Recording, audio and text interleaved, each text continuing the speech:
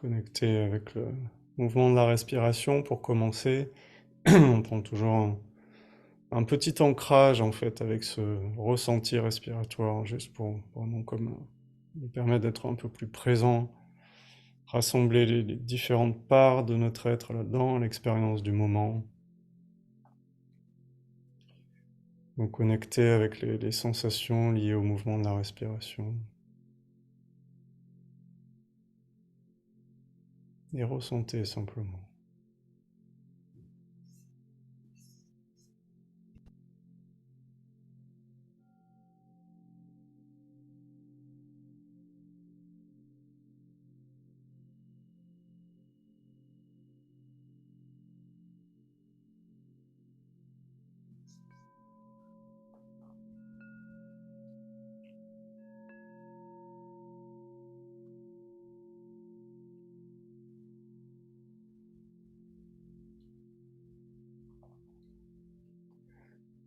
Et ensuite, commençons à appliquer ce principe-là de non-faire, de non-interférence.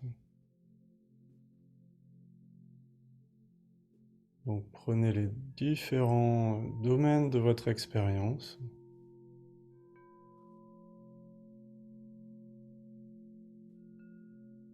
et rentrez peu à peu dans cet espace d'abandon, d'ouverture à ce qui est.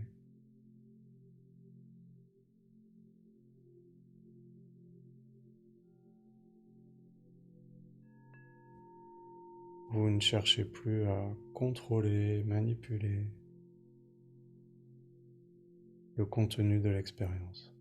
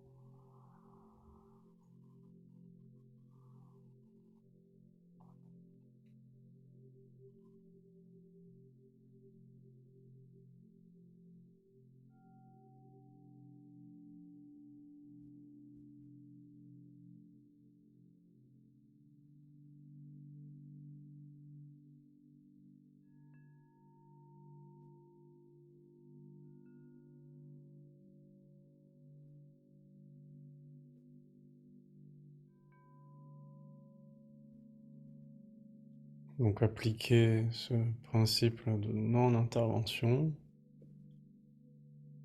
à ce que vous percevez par vos sens.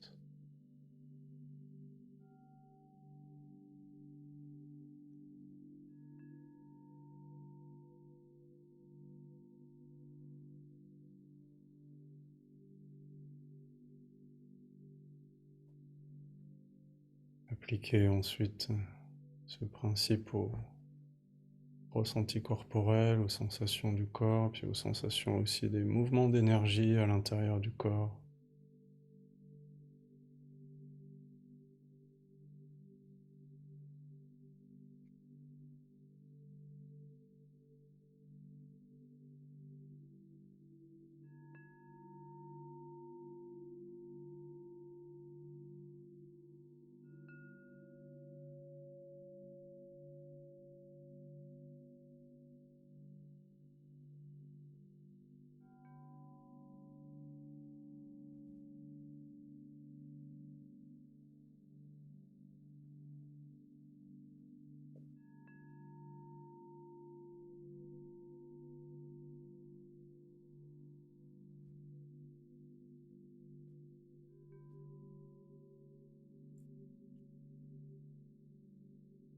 Appliquez ensuite ce non-faire à ce qui prend forme dans la sphère des émotions, des sentiments.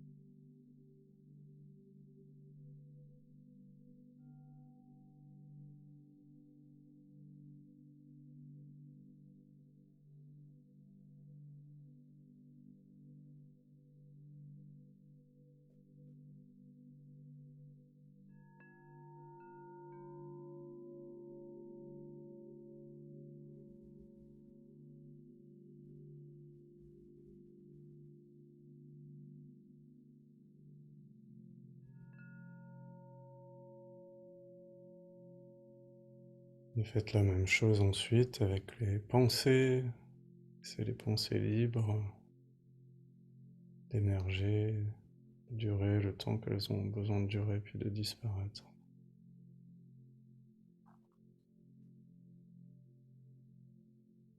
Donc peut-être en lien avec ce qu'on évoquait au début, rappelez-vous que la source n'est pas la personne. La source est la conscience. Que ce soit un son, une sensation corporelle, une émotion, une pensée, la source reste la même. Donc vous laissez la source gérer les mouvements qui la parcourent. Vous laissez l'existence libre, totalement libre.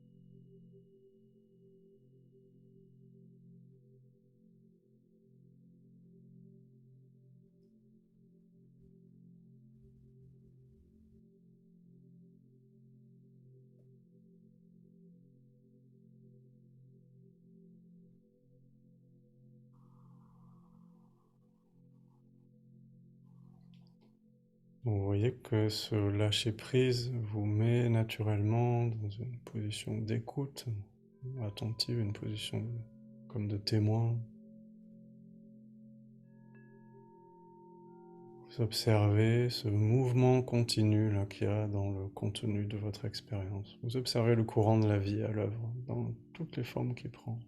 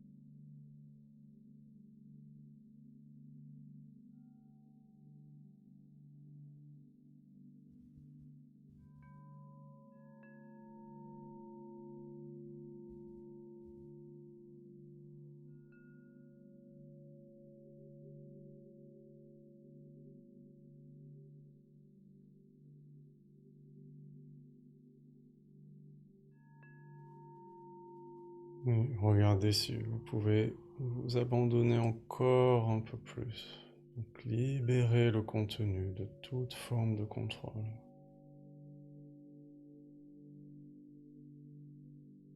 Ça veut dire que s'il y a des éléments qui sont peut-être difficiles, douloureux, négatifs, vous les laissez être là. Et laissez tomber aussi toute idée d'atteindre quelque chose, d'arriver à une expérience ou un endroit particulier dans la méditation. Laissez tomber même l'idée de pratique.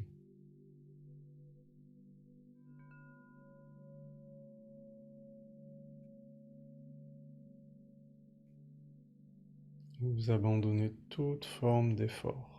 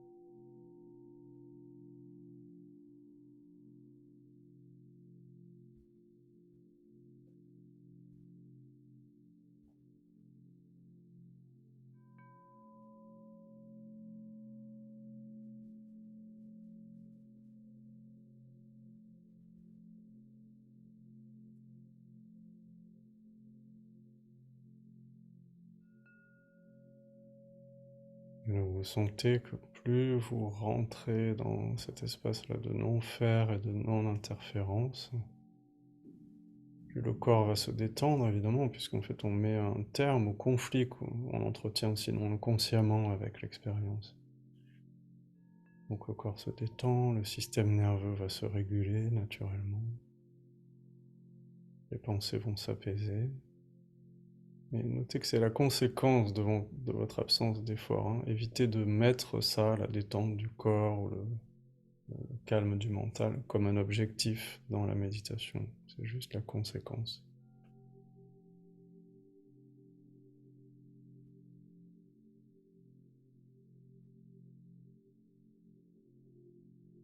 Donc ça fait partie des éléments que vous notez, que vous observez, tout simplement.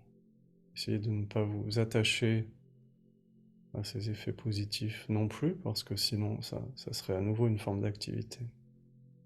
Laissez être, continuez de laisser être.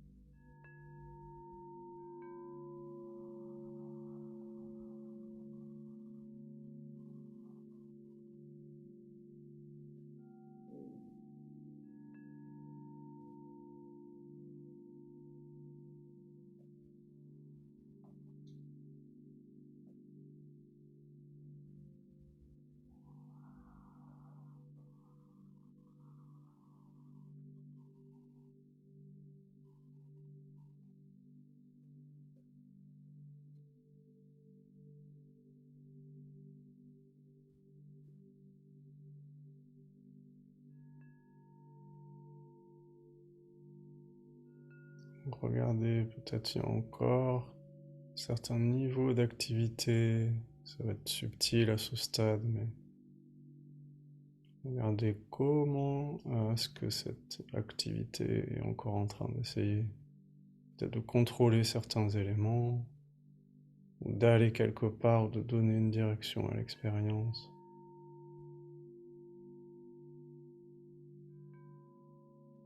Donc, une fois que vous percevez, vous avez le choix, c'est devenu conscient, donc à ce moment-là, vous pouvez laisser aller l'activité qui est à l'œuvre. Laisser aller les efforts que vous identifiez.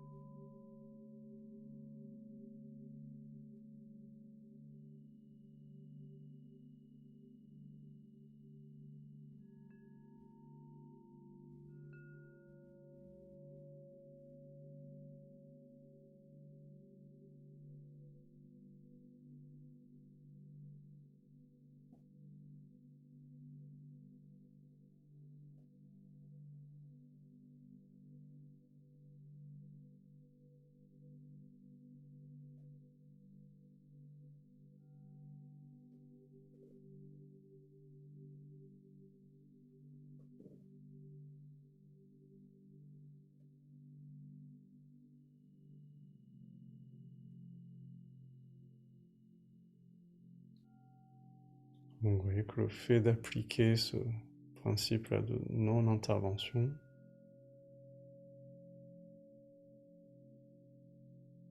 vous amène à vous immerger de plus en plus dans un état où vous sentez qu'il n'y a pas d'effort, ou peut-être presque plus d'effort.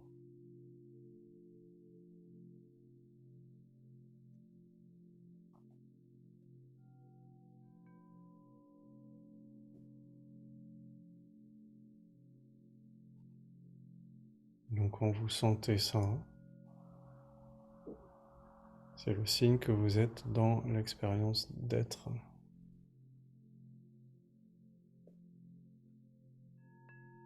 Vous sentez sans doute comme c'est beaucoup plus léger d'être simplement, plutôt que d'être une personne.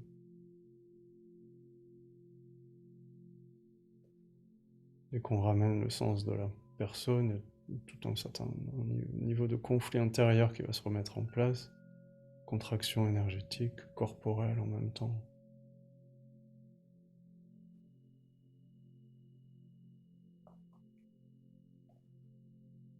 On va revenir dans l'activité. Mais pour être, il n'y a rien à faire. Vous pouvez rester là, dans cet espace.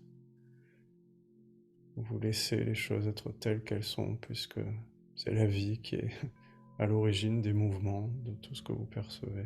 Donc vous laissez la vie faire et vous contemplez simplement. Ce foisonnement continu de pensées, images, perceptions, émotions, sensations dans l'espace de votre être.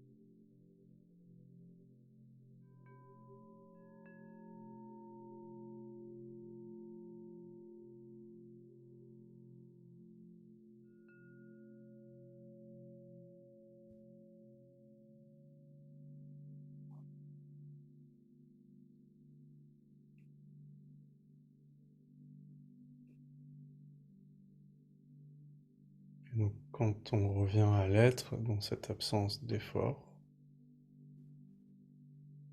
on revient à cette simple expérience d'exister, d'être là.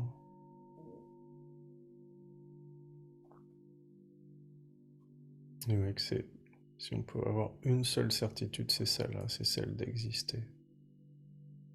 Et vous voyez qu'on n'a pas besoin de penser aussi pour savoir qu'on existe. Il y a l'expérience qui est là avant la pensée qui dit j'existe ou qui dit je suis.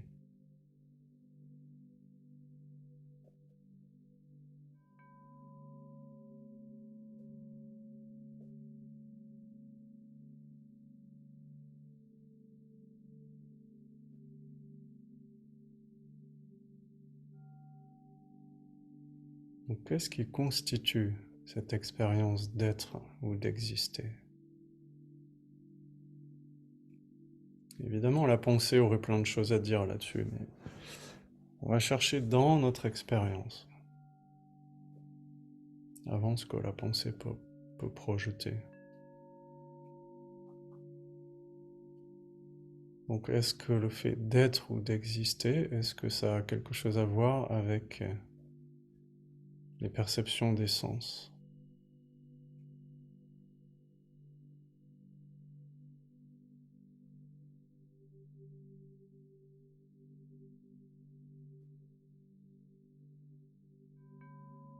Vous pouvez voir que, par exemple, un sens pourrait disparaître ou arrêter de fonctionner.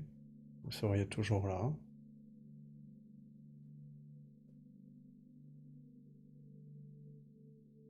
Même, on pourrait dire, imaginons que tous vos sens arrêtent de fonctionner pendant quelques secondes. Vous seriez toujours là. Et ce que vous percevriez, c'est ok, il n'y a plus de sens. Il n'y a plus de perception des sens. Si votre audition s'arrête de fonctionner, bah vous percevez, ok, je perçois plus de son. Mais donc cet être-té est toujours là. Donc on voit que être n'est pas constitué par les sens. Les sens sont des éléments qui apparaissent, les perceptions des sens plutôt, sont des éléments qui apparaissent dans l'être, mais qui ne sont pas constitutifs de l'être.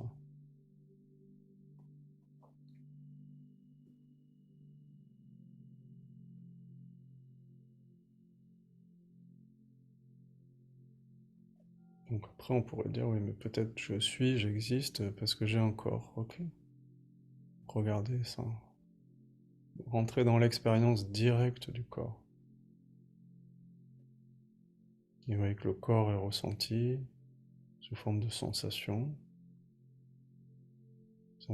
mouvements d'énergie.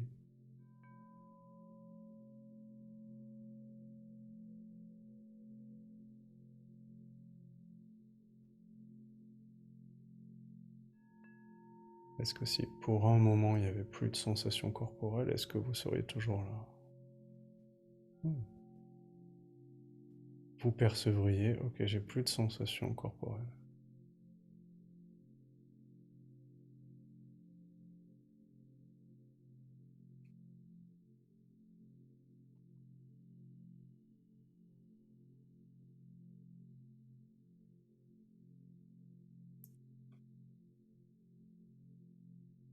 Donc les sensations du corps sont des éléments qui apparaissent en vous, dans l'espace de votre être. Mais cet être n'est pas constitué par ces éléments. Donc être, c'est indépendant en fait du corps et des sensations.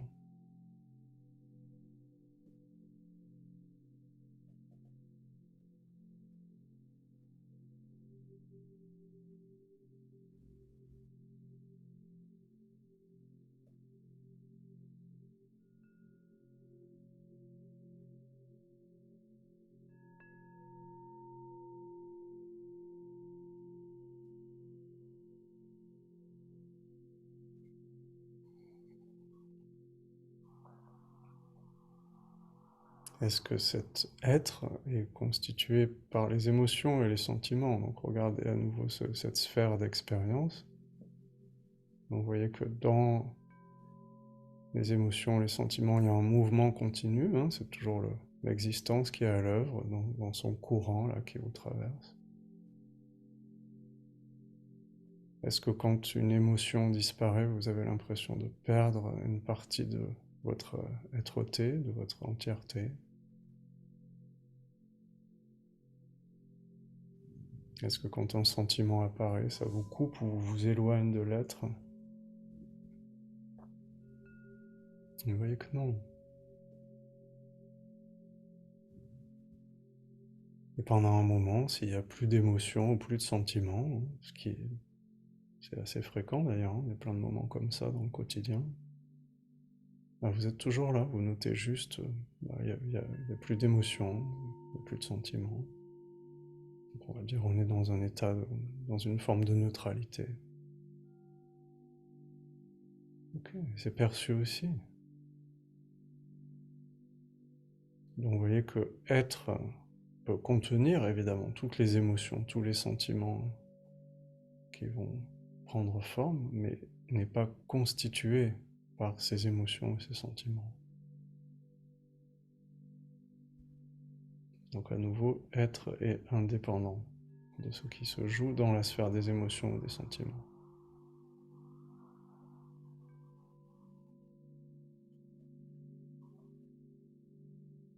Donc validez bien ça dans votre expérience.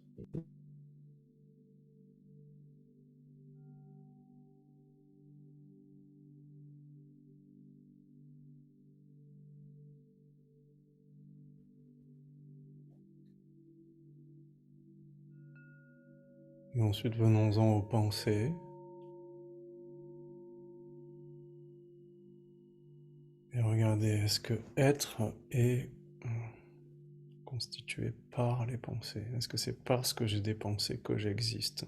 Est-ce que c'est parce que je pense que je suis?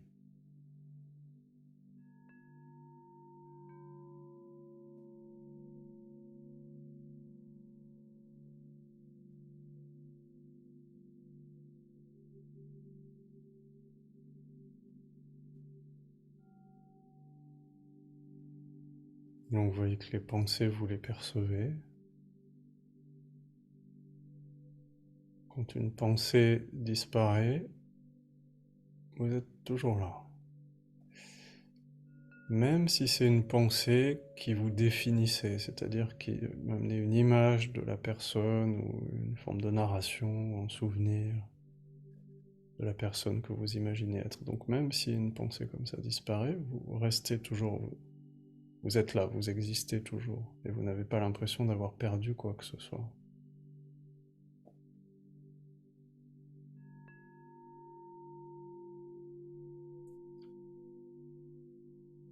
Et évidemment, les pensées, en particulier dans les moments où on va méditer, c'est pas un mouvement continu, il y a des espaces entre les pensées. Il peut y avoir un train de pensées qui vont se succéder les unes après les autres, comme des wagons, là, à un rythme assez rapide, mais il y aura un espace avant le prochain train.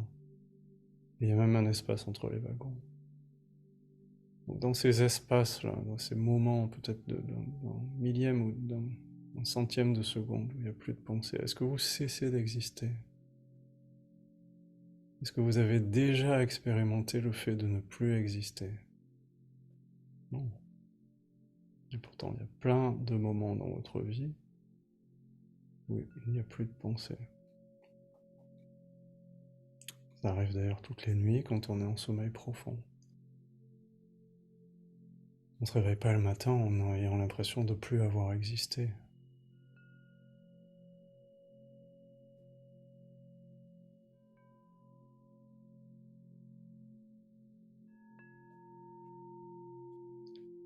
Et imaginez pendant un moment que les pensées s'arrêtent, là.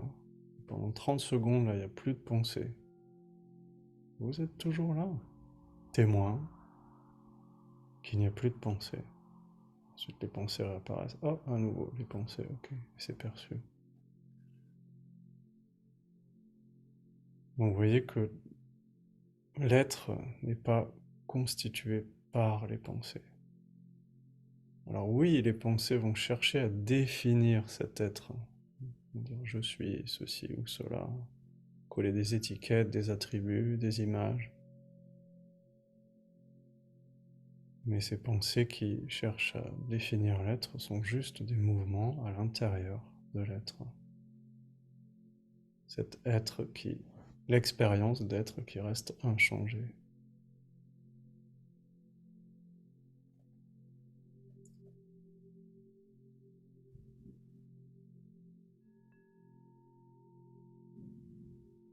Donc à ce stade, on a listé tout ce qu'on percevait dans notre expérience.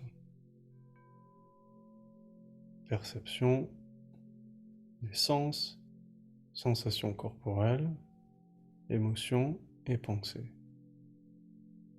Et on voit que l'être n'est pas défini par ce qui se joue dans aucun de ces domaines. On pourrait dire l'être contient ce qui se joue dans ces différents plans, mais rien de ce qui prend forme dans ces plans n'est constitutif de l'être. Donc qu'est-ce qui constitue cette expérience-là d'être et d'exister? Qu'est-ce qui nous amène à cette certitude absolue?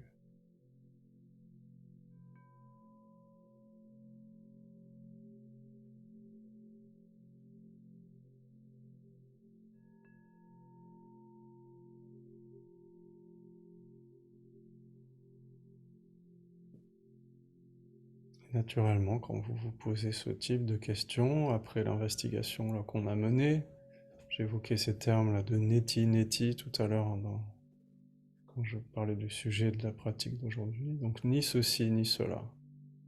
Je suis n'est ni une perception des sens, ni une sensation corporelle, ni une émotion, ni un sentiment, ni une pensée, ni une image.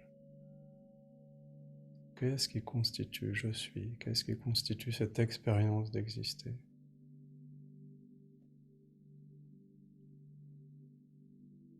Et ce qui pourrait se rapprocher le plus de l'expérience, parce que sentez bien que la réponse est dans l'expérience et pas dans ce que la pensée va en dire. Ce qui se rapprocherait le plus de l'expérience, c'est de sentir je suis, j'existe parce que je perçois, parce que je suis là en tant que ce qui perçoit le contenu de mon expérience. Le contenu change, j'existe indépendamment du contenu. Je perçois le contenu, mais le contenu n'affecte pas ce que je suis.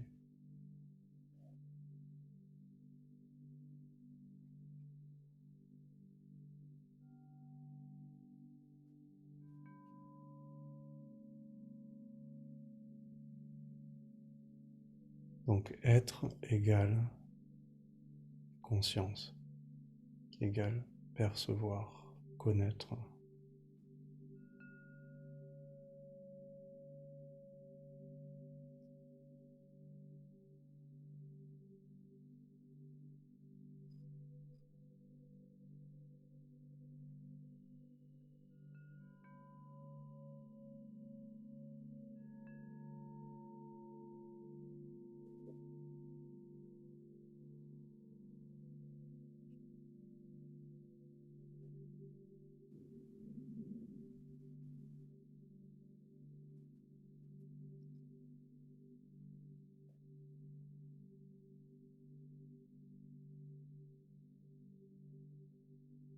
Je sais que j'existe parce que je suis conscient. Et pas uniquement parce que je suis conscient, c'est parce que je suis conscient d'être conscient. Donc c'est le fait que la conscience soit consciente d'elle-même, de sa propre existence, qui fait que je sais que j'existe. Parce que être égale conscience. Donc sentez ça et laissez-vous vous immerger complètement dans cette expérience.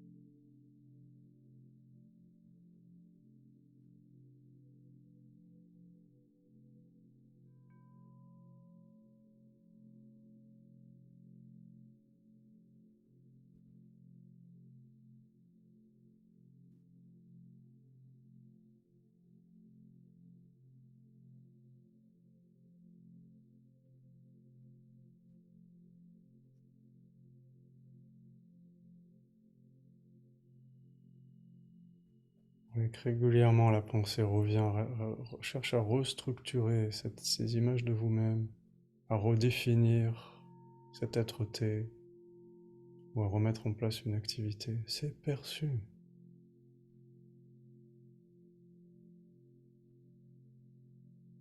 Et vous n'avez rien à faire pour être. Être égale conscience. Donc vous êtes pure conscience.